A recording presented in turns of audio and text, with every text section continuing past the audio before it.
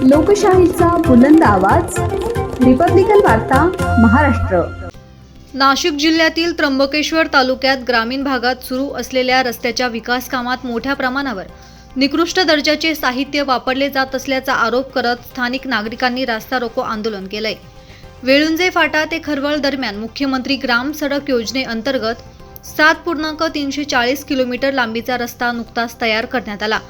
मात्र या रस्त्याची अवस्था काही दिवसातच खडखडीत झाली असून ठिकठिकाणी उखडलेले डांबर आणि खड्डे निर्माण झाले आहे।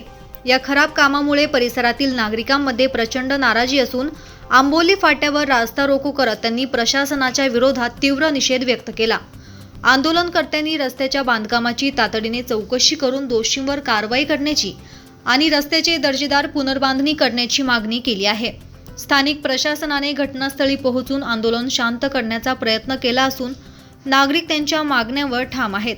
या प्रकरणी संबंधित ठेकेदार आणि अधिकाऱ्यांची चौकशी होणार का हे पाहणे महत्त्वाचे ठरेल।